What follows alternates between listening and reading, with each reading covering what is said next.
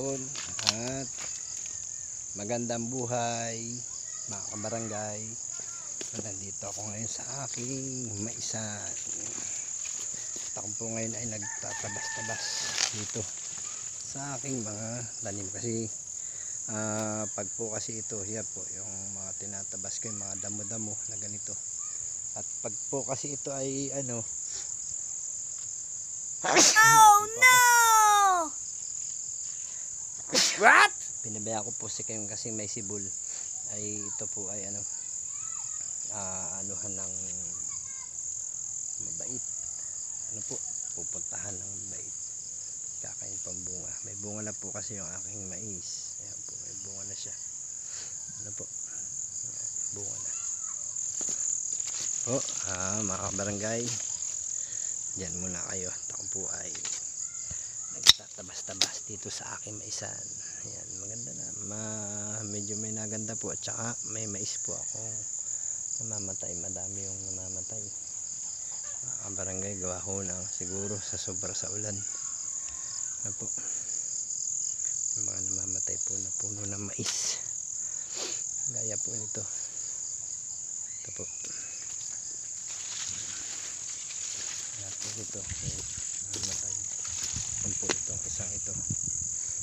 Namamatay po siya. Yan. Meron pa po mga pailan-ilan sa bandaron. Meron pa. Pero ako po ay tatabas-tabas po ako ng aking tanim na mais. Meron lang pong maganda rin ang bunga ng mais. Ito po.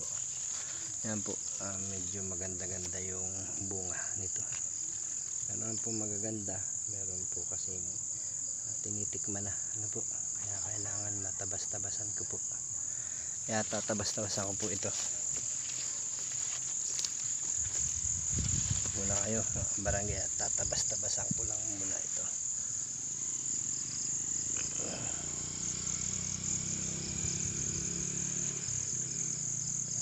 Tabsan lang po ang mga madadamo.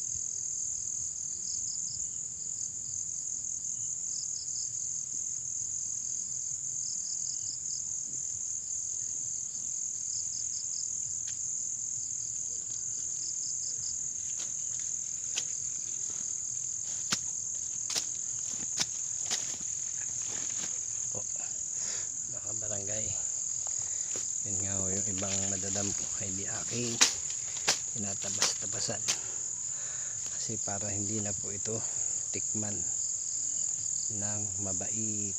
Ano po, barangay, tayo sa pagitna. Medyo kasi po dito may malago-lago pa sa pagitna ito. Meron dito nalago-lago kasi kaya kailangan pong tabasan dahil nga para malinis po ang ilalim ng maisan at kailangan para hindi ultahan at pakalma ng mabait. ano po, nung pag minsan po kasi tuwing hapon nandito po ako at aking nililinis-linisan at tinatabsan-tabsan dun po sa parte dun sa gitna dun ay na dito po sa gitna ito, yan, natabsan-tabsan ko na po dun nung nakaraan. Kaya ho ngayon ay natabsan-tabsan ko ulit dito naman, pero marami naman po ay malinis na. Ramihan naman po dito ay malinis, ano po, kaunti naman po ang madamo na kasi lagi ko nga po itong pinupuntahan tuwing hapon po. Tapos ko po maglipat ng aking mga baka, hindi pinupuntahan ko at pinapasyalan para makita ko anong nagiging problema pa ng aking taniman ng mais, ano po. Yan. Dami po, dami natutumba gawa ng ulan. Pero kanina po maghapon ay mainit na po, medyo umambon lang ng konti pero nag-init na po ulit, ano. So kanina umambon lang po siya ng konti tapos yun mainit na ulit. Yan po ang nangyayari, daming tinitikman kahit ano na, ay tinitikman pa rin. Ito po siya, dami nga, meron na ang mga tinitikman mga kabarangay. Ito po, yan, tinitikman na siya, oh, yan, wala na ang laman, ubos na po ang laman. Kaya kailangan talaga malinis po ang ilalim. Pinupuntahan na po siya ng ating mabait at hinihingi siguro at kinukuha yung kabahagi nila, ano po, siguro po yun yung kabahagi nila. Hindi ko naman po sabihin lalagyan ng ano, kahit kinukuha lang po yung kanilang kabahagi, ano po. Kaya pinapasyalan ko ang mga ilalim po, meron pa rin dito, ayan po, meron pa rin, ano po, napakarami ng may mga namamatay-matay na, may natutumba, dami. Yan talaga, ito po kasing aking mais ay kumbaga palusutin talaga ng tanim po kasi siya ng November, ano. Ayan po ay palusutin ko talaga kung gaganda at swerte po kung gumanda. Pag hindi gumanda, wala akong swerte, ano po.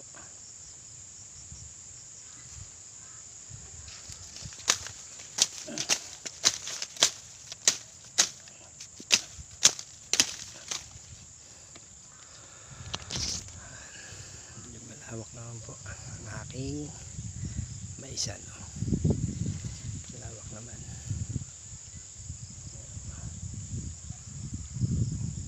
Medyo natutuyo na po yung bulaklak niya, ibig sabihin malapit na. Kasi nga po ang ani po nito mais kung ito talaga ay Marso, ano po, ngayong buwan na Marso, kasunod na buwan, ngayon po ang ani talaga niya. Kaya yung po mga bulaklak niya ay tuyo na, ibig sabihin po utay-utay na siyang matutuyo din ang dahon at ang bunga. Ito po ay yung ginagawang feeds na mais. Daming ano. po yung ginagawang feeds na mais.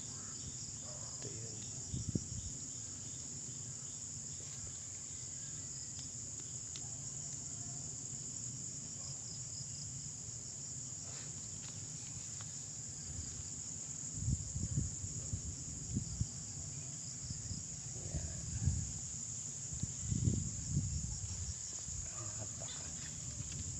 Nahanap po yung may mga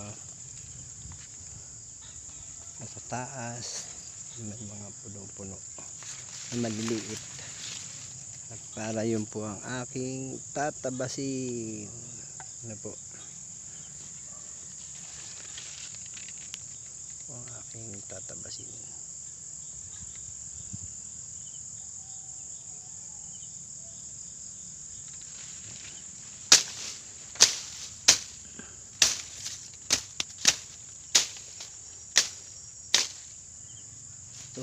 Ito mga kabarangay, itong anong ito, ang napakatigas ang ulo, ang tigas po pating tabasin sa maisan. Ito yung ganito, ang tawag po dito, ang tigas nito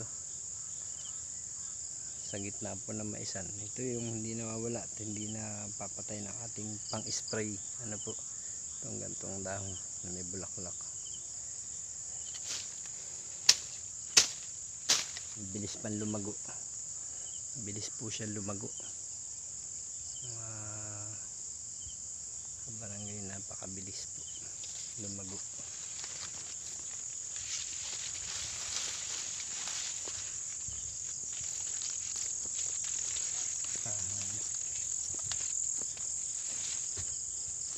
Sa susunod po ay dami pa.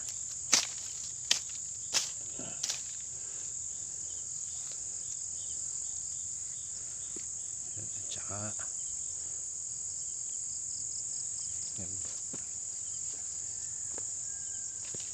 maganda-ganda naman po yung ibang bunga. Ibang bunga po niya ay medyo mahaba-haba yung iba. Yung iba po talaga maigsi. Pero meron na po talagang tinitikman ang mabait, ano. Kinukuha na po yung kanilang bahagi talaga. Kinukuha na talaga yung kanilang kabahagi.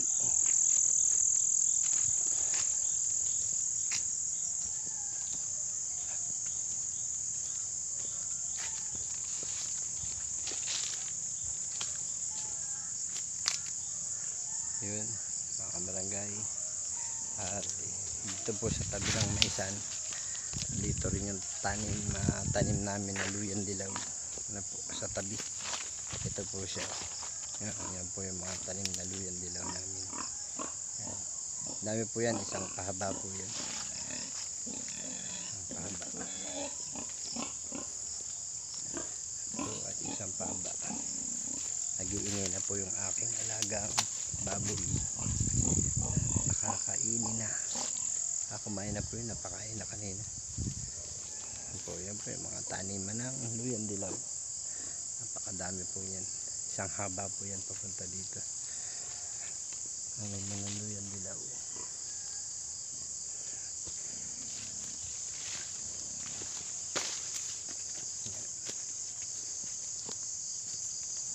Nakaikot na sa maisan. Yan, tama po, puro luyan dilaw po nakatanim dito sa tabi. Na po, yan. Ito yung mga luyan dilaw.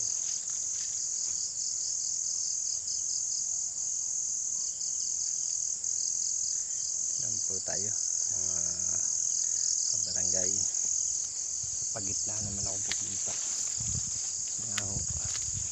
Kaya tinitingnan ko po yung talagang malago panda mo. Yun ang aking tatabasin dito po sa lugar na ito. Napakahina ng mais. Yan, mahina po, maliit ang puno, hindi masyadong lumaki. Kasi nga po dito po kasi matubig, kumbaga po ang pagkalupa niya ay matubig. Dito na stock po yung tubig, kaya po tsaka po dito, yan sa lugar na ito, dito po mga matutubig. Dito po na-stock yung tubig na nanggagaling pag ulan, kaya ho naapektuhan po yung aking tanim na mais yan. Medyo ang bababa po talaga. Ito po yung iba hindi na bubunga, yung iba naman po bubunga pa, pero yung iba hindi na po talaga dahil apektuhan po siya ng nababad po sa tubig dahil dito ay stuck na.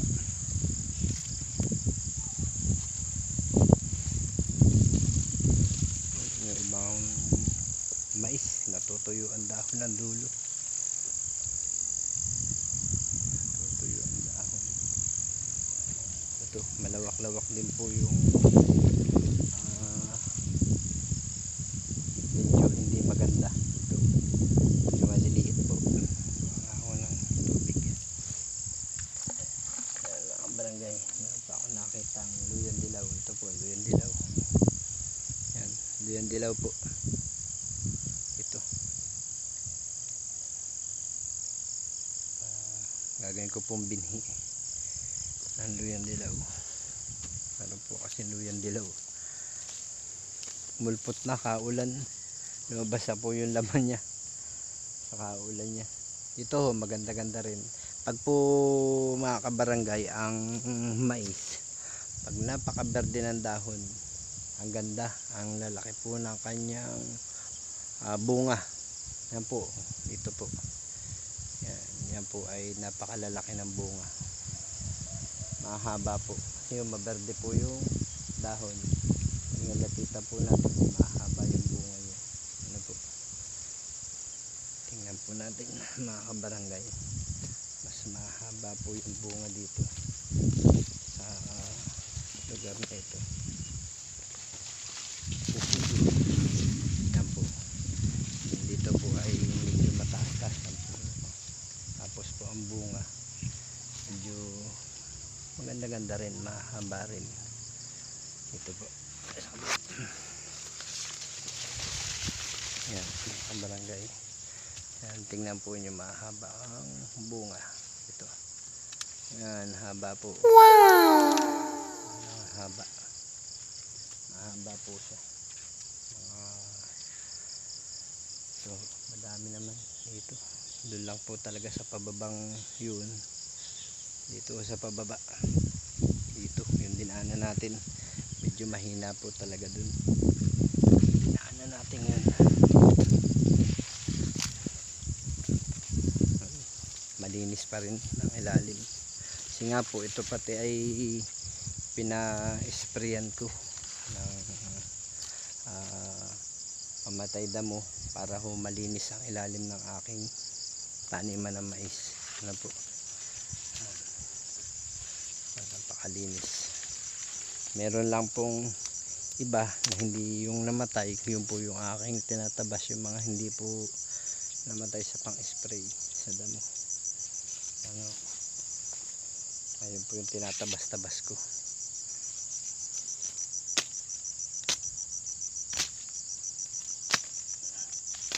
Ay po. What?